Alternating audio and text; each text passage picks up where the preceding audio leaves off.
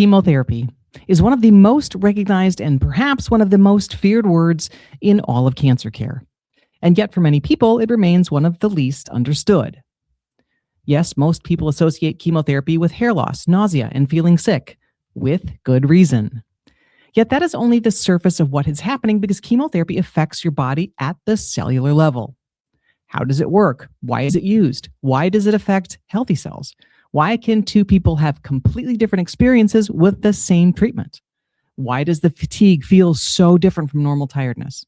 And what is actually happening inside your body while treatment is working? In this episode, we'll walk through chemotherapy in a way I hope helps you better understand what is happening inside your body or the persons you support and why it feels the way it does. Let's talk about it. This is the After Cancer Podcast. I'm your host, oncology physical therapist, Dr. Leslie Waltke. For more than 3 decades, I've walked alongside people living with and beyond cancer. Whether you are a survivor, a caregiver, or part of a clinical team who cares for them, I'm glad you're here. Because life after a cancer diagnosis can feel uncharted and confusing, even when you have a great medical team. In this podcast, evidence, empathy, and the real human experience come together to help you navigate the physical, emotional, and practical realities of cancer and the life that comes after. This is the After Cancer Podcast, rooted in medicine, spoken in human.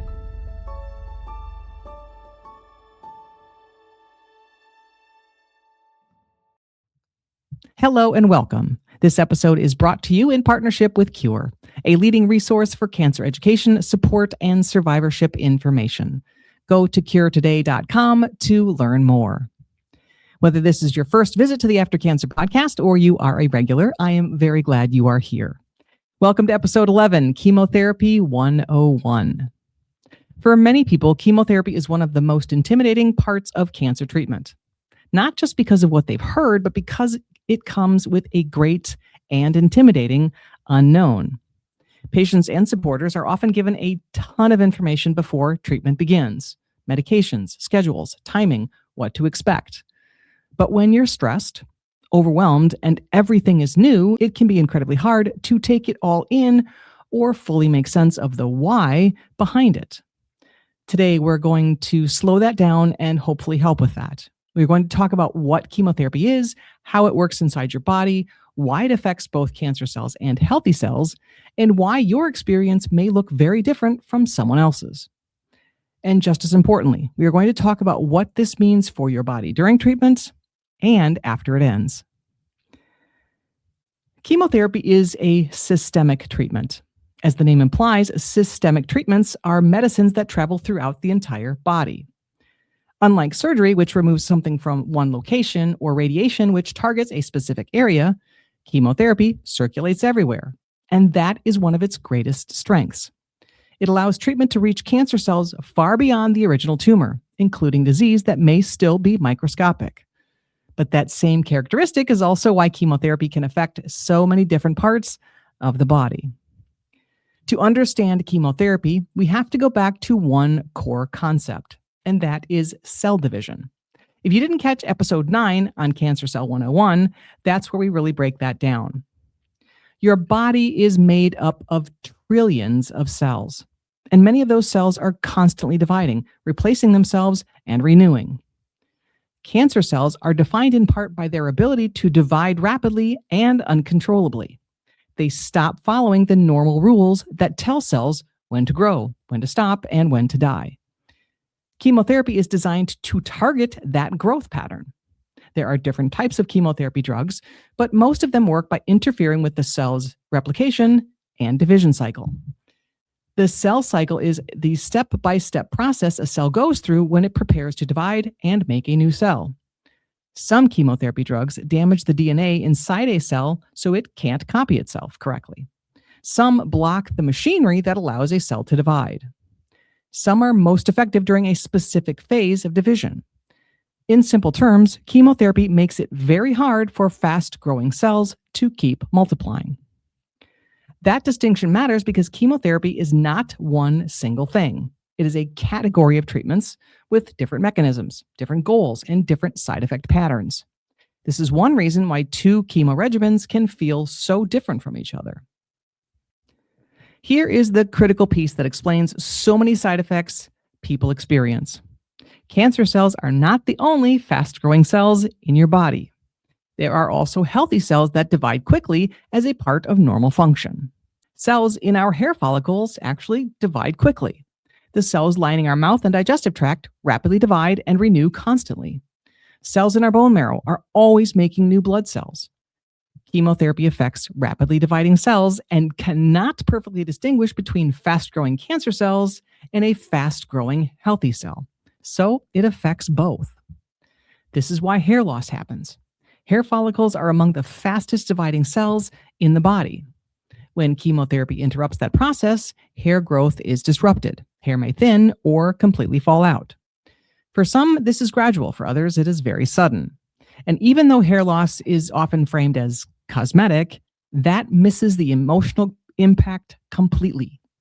Hair loss can affect privacy, identity, confidence, and how safe someone feels moving through the world.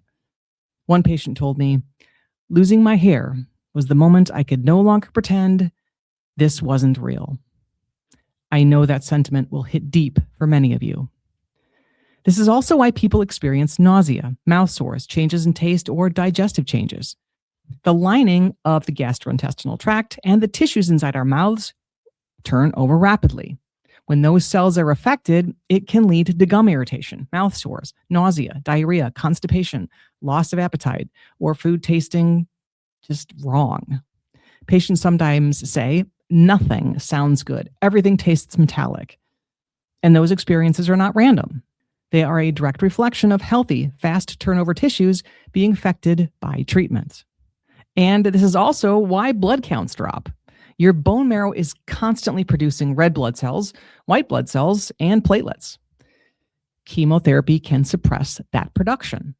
Lower red blood cells can contribute to anemia, weakness, shortness of breath, and fatigue. Lower white blood cells can increase infection risk. Lower platelets can affect clotting, bleeding, and bruising. This is why labs become such a routine part of the chemotherapy experience. Those numbers are not just abstract, they are a window into how treatment is affecting your body. Now let's talk about cancer-related fatigue, because this is one of the most common and most distressing side effects of chemotherapy. Chemotherapy-related fatigue is not the same as normal tiredness. It is not just feeling sleepy. It is not typically fixed by a nap. It is often deeper, heavier, and more unpredictable than the fatigue people have known before.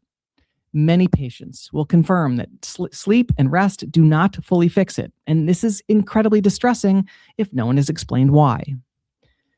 There are several reasons for this. Your body is under constant physiological stress while chemotherapy affects both cancer cells and healthy cells. Inflammation increases. Blood counts may fall, especially red cells, which affect oxygen delivery. Sleep may be disrupted by steroids, anxiety, pain, or hot flashes. Nutrition may be poor because of nausea, taste changes, or low appetite. Muscles begin to decondition when activity drops. Emotionally, there is also the draining work of anticipating each cycle, recovering with each cycle, and then living with the uncertainty in between. So when someone says this fatigue doesn't make sense, the answer is that it actually does make complete biological sense, even if it feels wrong and shocking. I remember when a patient told me, "It feels like my battery never fully charges." Another said, "I can get dressed, and then I need to sit down." That is chemotherapy fatigue. It can make ordinary tasks feel strangely expensive. Showering, cooking, climbing stairs, carrying laundry, and even concentrating can feel harder. And one of the most frustrating parts is that it often fluctuates. Depending on what day someone is in their chemotherapy cycle, a person may feel relatively okay on one day and then feel completely flattened on the next. This is also where physical therapy and exercise guidance matter so incredibly much. People often assume that when fatigue is severe, the only answer is rest. And yes, rest absolutely matters, But total inactivity will worsen deconditioning and make the fatigue spiral even harder. Appropriate movement, paced exercise, these strategies all can help. The goal is not pushing through at all costs. The goal is working with the body intelligently. So if you don't yet have one, even if you are years out and are still experiencing fatigue, I highly recommend you get to a physical therapist to help you. You deserve it. They can help you build a specific plan, make sure you don't have any musculoskeletal or functional deficits that need treating, and eventually help you find the right place and the right exercise specialist to help you maintain regular exercise for the years to come. Another major side effect that deserves real explanation is neuropathy. Some chemotherapy drugs affect the peripheral nerves found in the hands and feet. People may feel numbness, tingling, burning, electrical sensations, cold sensitivity, or a loss of fine sensory feedback. This is called chemotherapy-induced peripheral neuropathy, and it can happen during treatment, build gradually over multiple cycles, or sometimes worsen briefly even after treatment ends. One patient described it as walking on marbles all the time. Another said her fingertips feel thick and disconnected, like she was trying to button her clothes with someone else's hands. Another told me, I didn't realize how much I depended on sensation until it changed. Sensation is how we know where our feet are, whether the ground is even, and whether a next step is stable. From a rehab perspective, this is critical. Neuropathy can change gait and walking patterns and safety. It changes balance. It can make stairs harder, showers riskier, and night walking more dangerous. It can affect typing, opening containers, carrying groceries, and driving. This is exactly why neuropathy should never be minimized as just tingling. It is a functional issue, a safety issue, and often a quality of life issue. Now let's talk about the variability, because this is one of the most confusing parts of chemotherapy. Two people can receive the same drug and have very different experiences. One may feel fairly decent and functional, another may struggle significantly. One may have nausea and constipation, and the other may have none at all. Why? Well, because every body is different. Genetics influence how a drug is metabolized. Age matters. Liver and kidney function matter. Previous treatments matter. Baseline fitness matters. Sleep, stress, nutritional status, and the exact combination of all the drugs matter. The dose matters. The schedule matters. So there is no single normal chemotherapy experience. And this can lead to comparison. And comparison is often painful. Some people feel guilty if they are doing better than expected. Others feel ashamed if they are struggling more than they thought. Both reactions are understandable, and both are built on a false premise. Your response to chemotherapy is not a measure of your courage, toughness, or willpower. It is a measure of biology intersecting with treatment. I remember one patient saying, I thought I would just power through this, but my body had other plans. Another patient told me, I was okay for the first 2 cycles, but then, wow, it really, really caught up with me. That is another truth people need to hear. Side effects can be cumulative. The body may compensate for a while and then have less reserve later. Understanding that can prevent people from blaming themselves when things change. Please see the former episode number 3 to learn more about cancer comparing. Chemotherapy commonly leads to deconditioning. Chemotherapy can directly affect skeletal muscle, and then skeletal muscles weaken. And as activity levels drop, endurance declines. Appetite changes can alter nutrition and muscle maintenance. Combined with fatigue and neuropathy, this can create a cycle that is hard to break. That is why even small amounts of appropriate movement really matter. This is also why a rehab lens belongs in the chemotherapy conversation. Rehab is not just for after treatment. It matters greatly during treatment. It can help someone keep walking, keep climbing stairs, and reduce the risk of severity around fatigue, neuropathy, dizziness, weakness, and balance loss. It can help preserve function before loss becomes more severe. And that matters because cancer treatment is not only about surviving, it is also about how you live through it and how you live well after it.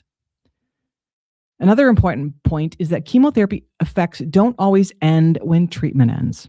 Some side effects resolve quickly. Others take weeks or months. Some, like neuropathy or fatigue, may persist and require ongoing management. This is one reason survivorship care matters. The end of infusions is not always the end of impact. When chemotherapy is recommended, one of the most important things to understand is the intent of the treatment. In cancer care, there are generally two main treatment intents: curative intent and palliative intent. Curative intent means the goal is to eliminate the cancer and minimize or eliminate the risk of it ever coming back in the future. Palliative intent means the goal is to keep the cancer under control, relieve symptoms, and improve quality of life, even if eliminating the cancer completely is no longer possible. So here is what I want you to most take from this episode. Chemotherapy is powerful because it can reach cancer cells throughout the body. It is also difficult because it also affects healthy tissues and cells that divide rapidly. And because of that, the side effects can be notoriously tough. Yet, as we've learned, the side effects are not random. They are tied to biology. Hair loss, fatigue, neuropathy, nausea, low blood counts, and deconditioning all have real physiological reasons behind them. And when people understand that, the experience may still be really, really hard, but it often makes it less mysterious and less isolating. So as you reflect back on this episode, what surprised you the most? Does understanding why chemotherapy affects healthy cells change the way you think about side effects? If you have already gone through chemotherapy, what part of the experience felt hardest to explain to other people? And if you are preparing for chemotherapy now, what questions do you still need answered so you can feel more informed and less alone? If this episode helped you better understand what chemotherapy is and why it feels the way it does, please share it with all those who may benefit from hearing it. If you haven't yet, please subscribe to the After Cancer podcast on YouTube. And if you haven't yet, I also recommend you check out the first two parts of this Cancer 101 mini-series, episodes 9 and 10 of the After Cancer podcast on Cancer Cell 101 and Cancer Surgery 101. Once all the episodes are live, I'll have them as end cards at the end of the videos, and you can also find the 4 links in the show notes. You'll find resources and the link to join the After Cancer podcast email list to get future episodes sent directly to your inbox, also in the show notes. Also, to learn more about Cure, please visit curetoday.com.